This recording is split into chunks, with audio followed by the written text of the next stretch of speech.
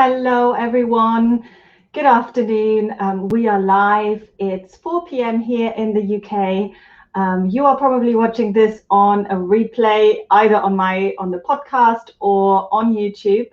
But if you ever want to join me live for one of these conversations about yoga, about scoliosis, then feel free to join me on YouTube every Wednesday at 4 p.m. UK time. And it's always a little bit more fun for everyone if I can make the content obviously really, really relevant to you. Maybe you have scoliosis yourself. Maybe you know somebody that has scoliosis. Maybe you are a yoga teacher and want to help those with scoliosis. So whatever it is that you're looking for, if it's got something to do with scoliosis, you are in the right place. So my name is Christine Jaureguiberry, for those of you who don't know me, and I'm a yoga teacher and I specialize in yoga for scoliosis. I'm kind of a generally very curious person, so I like to ask a lot of questions when I have guests here on the show. And last week we had the amazing Meredith Stevens here, who is an expert on all things anatomy trained, so anatomy in general. She's a Schross Barcelona therapist as well. And she was talking about fascia and tensegrity. So do make sure that you check that out if you've missed that. It's really, really well worth listening to or watching, as she was showing a few slides as well. But today I will be talking about yoga inversions. And I will be going through what my definition is of yoga inversions, what maybe some of the benefits are of yoga inversions, what are maybe some of the things that we need to be a little bit careful of in general with yoga inversions, but in particular with scoliosis. So if you are joining me here live, make sure to say hello, come and say hello, tell us where you're from. Tell us if you are currently practicing yoga, if you practice any inversions, and if you have any specific questions, because again, then I can make this really, really relevant. So I can see there's a few of you joining here right now, so come and say hello in the chat, and we will get started in a moment. Before I'm going into the content, I just want to say thank you to those of you who have subscribed on the podcast apps. This is a new thing, so I started this show as purely a YouTube live stream, but we've now put it on Spotify and iTunes, Apple Podcasts as well. So thank you if you subscribe there. Please do leave me a review on there. That would be really, really helpful, and it really, really helps for other people to see this content as well. So that's one of the things. The other thing I wanted to mention, yoga teachers workshop. So if you are a yoga teacher and you do work with people that have scoliosis, maybe you've got a student that just came in and told you that they have scoliosis. Maybe it's a student who has had spinal fusion surgery and you're not quite sure what to do, then do come and join me for this 3-hour workshop. It's happening on the 20th of March. And it's an online workshop. So it doesn't matter where you are in the world, as long as you've got an internet connection. Good, lovely. So we've got Ced Stewart here saying, new subscriber to your channel. Oh, Cedric, yes, that's it. There we are, new subscriber. Lovely. And from the US, lovely. And we've got Jody as well saying hello from Madison, Wisconsin. So I love that we have this very international community here, and I love that so many of you are turning up every week to chat with me live. And again, if you ask me questions, I can make this a lot more relevant to you. Otherwise, it's just me basically rambling on about different things about yoga and scoliosis. So those of you who are here, do you practice yoga inversions? Do you practice yoga in general? Do you have any questions about them? Are there any things that might not be working so well? So give me a little bit of an idea of why this topic interested you. And I'm well, I'm guessing you are interested in it, because otherwise you wouldn't be here, right? You would have kind of turned off already. So let's get into this a little bit more. So what do we think an inversion is? So I've kind of put a picture here in the back, and I don't know, this is quite a bad drawing. That this is my usual yoga, my usual scoliosis person. So when I help people with their individual curvatures, I usually make a drawing. Here you can see a right thoracic, left lumbar S-curve scoliosis here. So because I want people really to understand exactly what is going on with their spines when I work with them one-on-one. So I've turned this person upside down, as you can see, to demonstrate a little bit what is happening. Good. Aygül is asking me if I speak Turkish. No, I'm afraid I do not speak Turkish. I am German, so I speak German. My husband is French, so my French is quite good, but I don't speak Turkish, I'm afraid. Good. So Sed is saying 14-year practice, lovely, S-curve, right thoracic, scoliosis. Good. And Jody is asking, what are inversions? Thank you, Jody. So that's what we're talking about. So inversions, there are different definitions about this in yoga. And so Jody's saying, oh my gosh, she can't imagine doing this at this point. It's never too late. But I also wanted to say, so this inversion that I have here kind of put up in the back, are literally, for those of you who are listening on the podcast, I've literally turned someone upside down, right? They're standing on their head. There are other inversions that might be a little bit more accessible. So don't worry, you do not have to do a headstand to benefit from inversions. In general, so my teacher, one of my teachers, Judith Hansen-Lesseter, fantastic yoga teacher, she would define as an inversion as a pose, a yoga pose, where your heart is higher than your head. So let's say this again. The heart is higher than the head in the pose. So let's think of some poses where this could be the case. Obviously, you've got things like headstand, you've got handstand, you've got a shoulder stand, for example, as well. Halasana is another pose. So it's from a shoulder stand, you would bring your legs up over the head. Yes, Jody, thank you very much. So Jody is saying downward dog is also one of them. So downward dog would fall into the inversion category because the heart is higher than the head. Uttanasana, or like a forward bend, a standing forward bend, would also fall into this category. So there are a few poses that maybe initially we don't think of them as inversions that also come under this category. And there are different reasons and different benefits about these poses that maybe are not completely, that's maybe not the first thing that you think about. So it depends on why you came to yoga in the first place.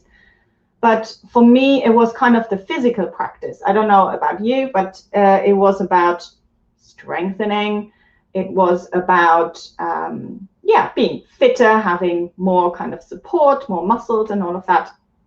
It's only kind of further down the line that I recognized the more subtle nuances of the practice. So the little bit more subtle effects, actually not so subtle, because from an energy point of view, energetically, the more you practice, the more you know what sort of effect these poses might have on your body. Meaning, for example, some of these inversions are really energizing. So tell me if you can relate to this, but there are some of those poses where you feel, for example, a handstand, and I don't practice them very often, and if I do, I would practice it against the wall, so I'm not confident to be in the middle of the room, but still I can do it against the wall. It's a very energetic pose, right? It feels like I've just had a couple of espressos after the pose, so it feels really invigorating. It feels really empowering. So there are other kind of things other than we're strengthening our arms, we're strengthening our shoulders, we're strengthening our upper body, which is also happening in the pose, of course. Other poses, like for example, shoulder stand. So tell me if you are a fan of shoulder stand or not. You could type it into the chat. I'm not, and I can tell you in a moment why I'm not. But this, what I do notice, what I do feel if I practice it, it has a really calming effect. So I can feel my breath starting to slow down. I can feel the heart rate starting to slow down. So from an energy point of view, this is a really, really calming posture. So again, different poses have different effects on the body. But what I like about inversions is that we're kind of reversing all the effects that gravity, not all the effects, but a lot of the effects that gravity has on the body, which for scoliosis, this can be quite useful, right? Because we are always upright. Our bodies are having to work quite a lot to keep us in this stable position and helping us not to collapse into our curvature. So there is a lot going on in terms of resisting gravity all day. So turning this kind of upside down, in my opinion, can be quite a good idea. And I'm not saying everyone should be practicing inversions, but it's maybe something to consider if this feels right in your body. And as we've already established, there are quite a few different inversions to choose from. So maybe you start with a downward dog, and that might already be quite a good starting point. Good, so let me just have a quick look here at the chat, having a little pause. Good, so, right. Hello, I'm Golu. My curve is a C, convex to the right. Can my rib hump will be reduced or not? Please tell me. Now, I don't know, because I don't know you personally, if your rib hump will be able to be reduced with your yoga practice. The rib hump comes from a rotation in the rib cage. It depends on how long it's been there already, what kind of the causes of your specific scoliosis were. In terms of how you respond to practice, of course, I have seen changes. So I have definitely seen people that have managed to reduce the appearance of a rib hump. Absolutely, that have managed to find a little bit more balance. And you will have a look at my Instagram account, so you will see some before and after pictures as well. So do check that out. It's yogaberry.scoliosis. Let me see if I can find it here somewhere. There we are. This is my Instagram account. So yogaberry.scoliosis. If you want to have a little look on there. And what I posted today actually was a picture of, so nothing to do with rib hump, I'm afraid, but it just reminded me that I did post a picture of a headstand, of somebody in a headstand, and yeah, have a look at what happened. So you can see the kind of before we started making some adjustments, and you can see some of the potential problems maybe, and then you can see what she had to do to be able to balance a little bit more. Good. All right, Jody is asking about inversion table. What about an inversion table? Now, I have not personally used one. However, I have experienced something similar in an Iyengar style yoga class. Slightly different, I guess, because in Iyengar yoga, they use ropes and different things to completely turn you upside down. I think with an inversion table, you can moderate this a little bit more. And Jody, let me know if I'm correct here. So I think you do not have to go completely upside down, but you can moderate it a little bit. So in terms of using this type of passive traction, I do have a few thoughts on this. So first of all, I would say in general, traction for scoliosis can be really beneficial because we are creating space. So again, we're thinking about being upside down, and then there's a little bit of kind of pull in opposite directions to create space in between the vertebrae, which takes out a little bit of that side bend, and it takes out with that also a little bit of that rotation. Now, to be approached with caution. So these kind of passive hanging poses, and again, I have not tried an inversion table, so I have only done the complete hanging on the ropes upside down. This could be a good idea if you have quite stiff joints, and if you are quite strong generally, and if you have quite a lot of muscles to support you in this position. If you are quite weak generally, and if you are really hypermobile, if you have a lot of mobility everywhere in your joints, this might not be such a good day. This might not be such a good idea.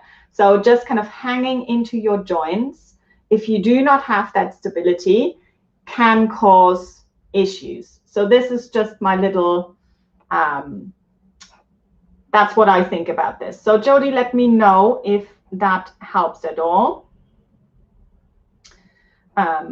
Good,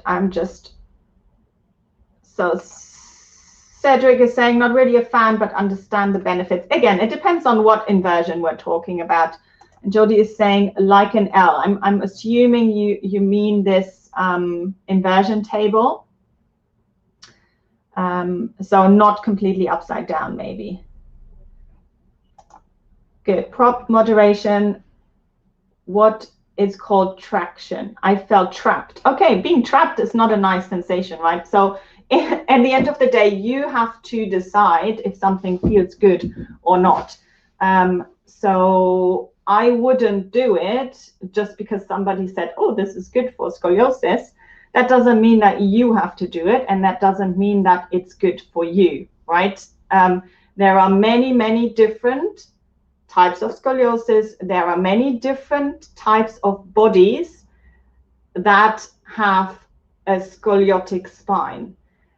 That doesn't mean that they all need the same thing. All I'm saying is that a little bit of traction can be useful, but you do not have to do a full-on inversion, being upside down, to be able to achieve this. And actually Meredith Stevens was talking about this a little bit more last week as well, and she uses traction, but in quite a different way. So, and traction, and just to clarify, traction, I mean kind of pulling things in opposite directions, so pulling apart, but in a passive way. And that's what these inversion tables do, and that's what the ropes do as well in Iyengar yoga. And Meredith was talking about things like a downward dog, for example, which you could do, but just kind of supporting the front of the hips with a belt, and then hooking the belt somewhere on a chin-up bar or something like that, on a ladder or whatever, something fixed, obviously, that doesn't move, and achieving this little bit of traction. If you are a yoga teacher, and I've certainly done this before in a yoga class, you could help your student with bringing the belt around the front of the hips, standing behind them in the downward dog, and then giving them a little bit of a pull if they are happy with this, not completely, but just a little bit of traction. So a little bit of lengthening through the spine. So I hope that this makes sense. So Leslie is asking about my thoughts on handstands, and I'm glad that you have asked. Good. Are they helpful or are they damaging? Mild scoliosis, handstands and tucks. So you mean the kind of the jumping up into handstands? So you might just want to clarify this, what exactly it is that you're asking for. So let's back up a little bit. Before we talk about handstands, I would like to talk about headstands. just because I've drawn it here, so this is my scoliosis person being upside down, and if you've missed this in the beginning, I've given him a right thoracic curvature with a left compensation here. So right thoracic, left lumbar curve, and I've put him upside down here. So what we now see is that the biggest part of the curvature is, now that he's upside down, is closer to the floor, right? So this is now your base for your headstand. Now, something else to keep in mind, that whenever you have a thoracic scoliosis, there will be some compensation going on in the neck, meaning there is probably going to be a very, maybe a small, maybe a bigger compensating curve in your neck, probably also with rotation.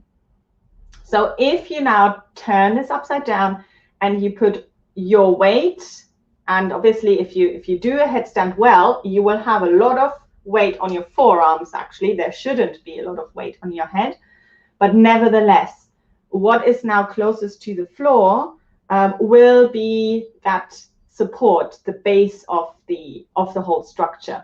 If that is out of balance, if there's a lot of asymmetry going on there, this is going to be really hard work for your muscles. And the cervical spine, so the neck vertebrae, very mobile and quite vulnerable as well. So meaning that you have to be really, really careful, and you have to be really, really mindful. Now, I'm not saying that it cannot be done. And again, go and check out my Instagram account, yogaberry.scoliosis, because I posted a picture today of somebody with scoliosis, with a 45-degree cop angle thoracic scoliosis in a headstand. And you will see in the beginning that didn't look great, right? And you could see the potential problems in this. Now, she is a professional dancer and she is a fitness professional, right? So this is a very strong body, a very strong lady, and she worked on it, and you will see the after picture where she looks a lot more balanced. Now, this is taking her a lot of effort and a lot of training though. So what I would like to say is, do approach it with caution if you're doing things like headstands. Handstands, on the other hand, now you have your weight on your hands and on your shoulders completely. So there isn't anything going on in the neck. Now for the neck, I quite like this because you actually now get some traction when you're upside down and you're lengthening there. But again, you have to be able to support yourself here. So with a strong, so for me, for example, I have a main left lumbar curvature and only a very mild thoracic curve. For me, this is quite nice, right? Because now when I'm upside down, the straightest part of my spine is lower down towards the floor, and the kind of wonky bit is higher up. So for me, a handstand actually feels quite nice and it feels really balanced.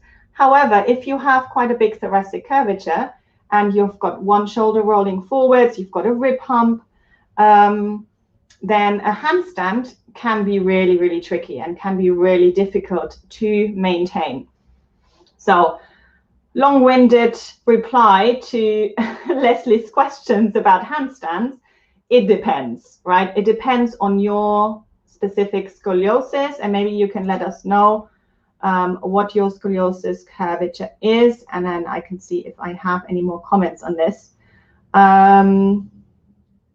So let me just find her comments. So handstands, like against the wall, but not headstands. Yes, and that's what I do, right? I would do a handstand against the wall, also because then you can spend a little bit more time there and maybe do some of these little adjustments. And in my yoga for scoliosis work, when I work with people one-to-one or in my online courses, what I teach them is to make small adjustments specific to their curvature, not my curvature, not scoliosis in general, but adjustments specific to what is going on in their bodies. So if you can make those upside down, fantastic, right? I mean, you can only imagine what this does for the brain as well. This is all this kind of new learning and new connection. So I'm sure this can be really, really useful, but very difficult, very difficult. And jumping, so Leslie is saying, not jumping into tuck, I can't do that. I can't do that either. And I have no ambition to learn it, to be honest. And some people do, right? So Mary Powell is a fantastic yoga teacher who teaches Ashtanga yoga. So you should check her out as well. She has got quite a severe scoliosis, and she does the most amazing things with, you know, handstands and handstand tucks and quite advanced poses. But this is not my forte. So let's say that. Good. Elena is saying, hello, Christine. Nice to see you again. My left leg is 1 centimeter shorter and I have scoliosis, just like the one in the picture. So you mean my quite bad drawing here. So like a right thoracic, left lumbar, upside down person. Could yoga help me to improve my x-ray or to make any improvements? And she's then adding that she is 29 years old. Good. So thank you so much for this question. And generally, I mean, the younger you are, the better, really. Well, not the better, but the more chances you have of making a change. And this is not to say that when you are older that you cannot make a change. You can still make a change. And I've seen people starting yoga at 60, 70 years old and still creating big changes. But at 29, you are in a much better position, because hopefully everything is working well in your body. So it's just about finding those adjustments for you. So again, it depends on, Elena, what your curvature is, so how large the curvature is. Again, you told me it's right thoracic, left lumbar, but it really depends on, yeah, how big the curve is, what else is going on in your body, how is your posture in general. So when I work with people in person or via Zoom, I would look at their posture facing me, facing away from me, from the side as well. So I'm also interested in the natural curves of the spine. So what is your general pattern? And then we can see how we can maybe optimize this posture and how we can start to work possibly a little bit more asymmetrically. So the problem with yoga and general yoga classes is that everything is done the same on one side to the other. Now, in my work with scoliosis, that wouldn't necessarily be the case. So you might approach one side slightly different to the other.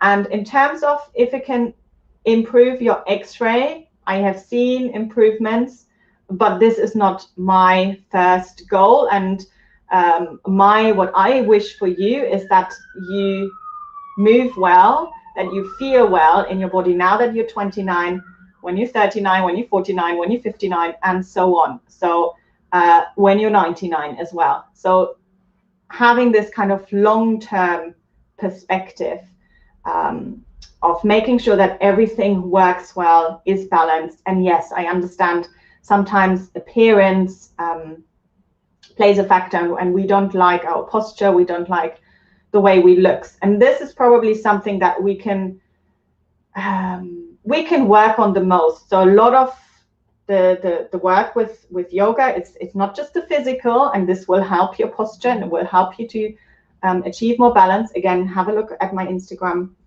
with some before and after pictures, but really it's a mindset thing as well, right? So I would like you to feel happy and comfortable in your body, and improving your x-ray might not be that goal when you when you go a little bit further into this work. So this is just something to keep in mind.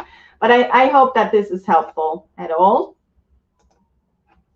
Okay, so Seth is saying, since downward facing dog counts as an inversion position, Should us with scoliosis hold it longer than someone without it?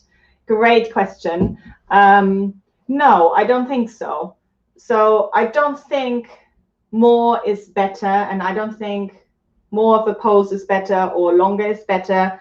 It depends on how long can you sustain it comfortably, because there will be a point where too much is too much, right? So it kind of goes like you get the benefits, but then you come to a point where everything might start to tense up in the pose because it's just been too much. And then you don't get the benefits anymore, and you kind of get the contraindications of it, and that might be problems with the shoulders. So no, I don't think that necessarily more is better, and I think it really depends on how it feels for you. And a good indicator of this is your breath, first of all. So are you able to breathe comfortably in the pose, or are you holding your breath? If you're holding your breath, come out. This is not the right pose maybe for you, or maybe it's been too long. The other thing is, do muscles that are not actually required to help you in this shape, are they starting to tense up? So a lot of this could be, for me, is always in the neck. I know for myself, if my neck starts to tense up, that's it. I come out of the pose. It's not good for me anymore. Having said that, you will be able to sustain poses a little bit longer the more you practice, of course. So, and downward dog is a fabulous pose to increase upper body strength, which is really, really important for scoliosis. Again, it's an inversion, obviously, so you get some of those, as I said, the turning your world upside down, kind of reversing the effects that gravity has on the body. You get a nice leg stretch as well in the pose. So there are many benefits, but it doesn't mean longer is better. Good. Hi, it came here from your podcast. Oh, lovely. Thank you so much. The podcast has only been on there for a couple of weeks or so, so I am delighted that you found it. And you've got a left thoracic, right lumbar. Just want to say, when you show a picture, explain what you are showing. I can't see what you show when I'm listening on the podcast. Yes, good point. Absolutely. And last week's episode, especially, there were a lot of slides. So this is quite a new thing for me, having this as an audio version only. So I'm quite used to being able to show and tell, basically. So yeah, thank you for pointing this out. It's a learning curve, let's say that. Question, how do you know if I'm doing a pose for too long? If I start to tense up, can I come back to the pose after a couple of minutes or hours? Yes, so as I said, your breath is going to tell you if you're in it too long. If you start to hold your breath, or if your breathing changes at all, that might be an indication. If you tense up, come out, relax for a moment, maybe child's pose, maybe something else, and then maybe coming back into it again. Good. Elena's saying, so left lumbar convex is 36 degrees and the right concave 28, or convex. So I think you were saying a right thoracic, left lumbar curvature. Both are rotated. Always rotated. So a spine is, if it's bending to the side in a structural scoliosis, it always has a rotation. Some of them more than others, but they always have a rotation. But it sounds like, Elena, your lumbar curvature is slightly bigger than your thoracic curvature. And this is still classified as kind of a moderate scoliosis, and the curves sound quite balanced. So I think for you, it's a matter of maybe, and again, I don't know you, I haven't seen you. Maybe there are some things we could do to kind of improve your overall posture and getting you to find the center a little bit more. So the parts that are convex, maybe we're looking to kind of contract a little bit more and bring towards the center, and then taking this into different movements and helping you there with the different movement patterns. Good. So let's see, I'm just looking at my list of if I have, what I wanted to say about inversions, obviously. So we've talked about what is an inversion. We've talked about some of the benefits. And again, for an energetic point of view, there could be benefits. Also, I find inversions quite empowering. And sometimes people ask me, can I do this? Can I do that with scoliosis? And if you ask, I don't know, if you ask, I was going to say, if you ask a spinal surgeon, they might say, no, don't do anything. But that's not true, because they usually say you can do whatever. You can do anything. They don't give you any specific advice. But generally, we always think about all the things that we shouldn't do or we can't do. But obviously, there are a lot of things that we can do. And there are a lot of high-level athletes that have scoliosis, right? And if I tell them, you shouldn't do this, you shouldn't do that, they will be like, what? Of course I will, and I can. So it shouldn't hold you back. Scoliosis should never hold you back. Now, are some of these poses, are they productive? Should you be doing them every single day? No, probably not. So headstand is not in my yoga for scoliosis program, right? This is not one of the poses that I would consider therapeutic for scoliosis. It's not something that I would say, do this every day, and it's going to really help you with scoliosis. No, but it's a pose that you can practice with scoliosis. You might just have to kind of modify a little bit what you're doing and how you're practicing. So this is kind of something that I'm hoping to give you today, that it's not so much about what you practice, but it's about how you practice. And we've talked about headstands, we've talked about handstands already. Let's talk a little bit about shoulder stand and plow pose, halasana. So shoulder stand, candle pose. Sometimes there are different shavangasana. There's different names for this. Halasana is when you are from a shoulder stand and bring your legs all the way down towards the floor. So this is a flexion in the upper body, and quite a severe or quite a big amount of flexion. And this is only for those people who are practicing it already at the moment.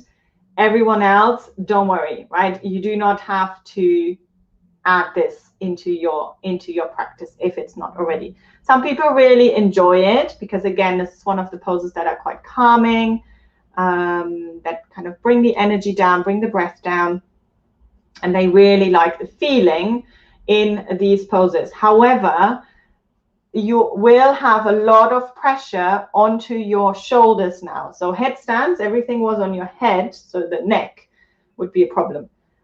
For shoulder stand, still the neck, but your head is kind of in this position, but upside down. So all the pressure will be kind of here.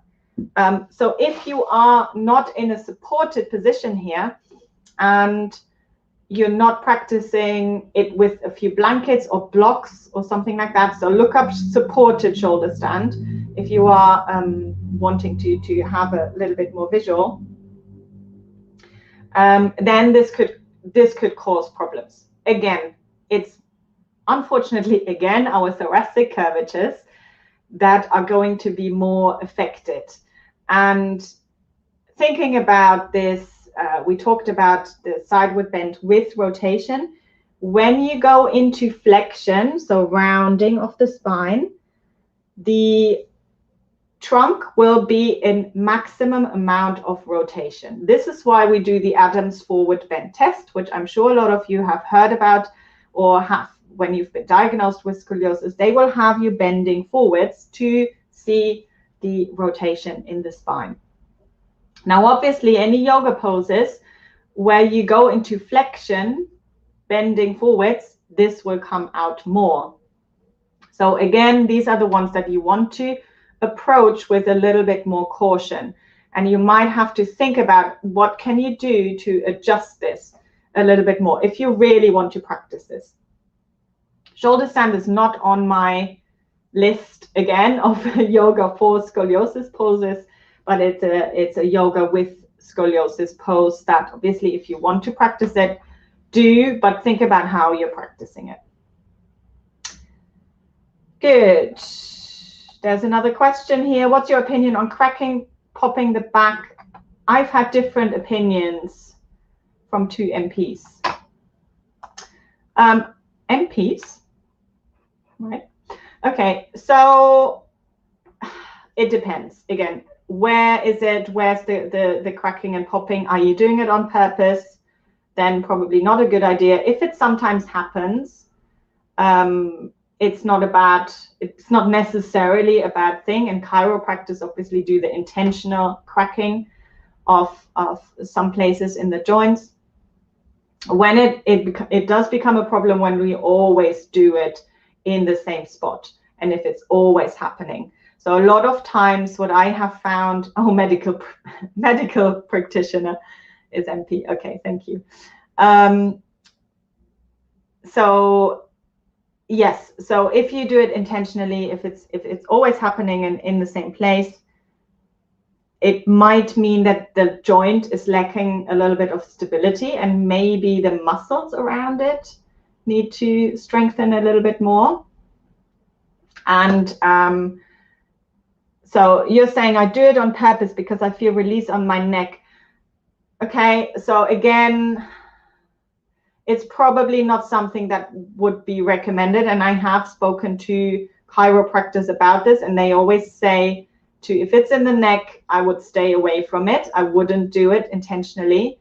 And you might want to think about, back. Okay, not the neck. Okay, in the back. Right, okay, in the back. Sorry, got it. So in the neck, I wouldn't do it. If it's in the back, possibly. But again, if it's always in the same place, I would try to find out why it's happening and why things get stuck there. So yes, I would investigate a little bit further and ask some people who work with this sort of thing, like chiropractors, right? I think they should be able to give you the answer of if this is a good idea for you or not. Okay, so it's a little bit more on that. The one from physical therapy said, as long as it feels better for my back, then it's good. The one from pain management said it affects the spine and it might make it worse. Interesting, right? Different perspectives, different opinions. So sorry, I cannot really tell you more than what they probably have said already, and they have obviously seen you and could give you a little bit more advice. But this, again, it tells you there's lots of different opinions out there. You kind of have to navigate this jungle and find things that obviously that work for you. And sometimes, okay, in the short term, yes, it might feel better. In the long term, might not be so good for you. But if it doesn't cause you any problems right now, if it does feel like a release, if it feels better,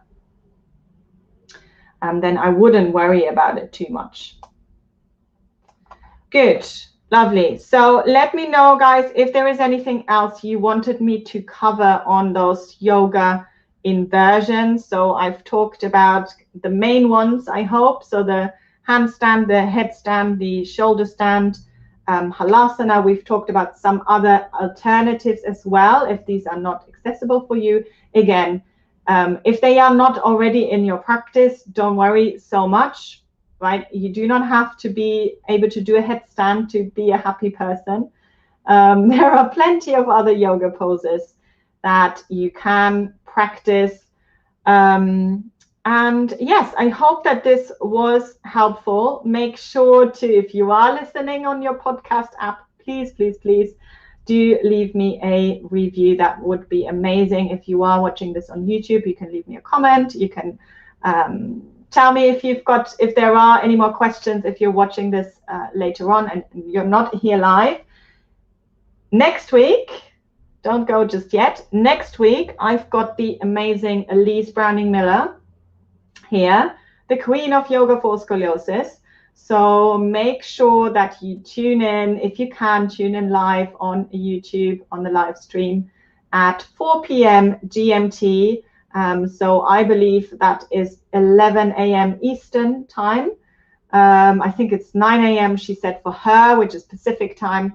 So yes, make sure to tune in for that. I'm sure it's going to be amazing. She's got so much knowledge, and I will be asking her all about her practice and her approach to yoga for scoliosis. Good. So thank you so much, everyone. Thank you so much for listening, and I'll talk to you soon. Bye.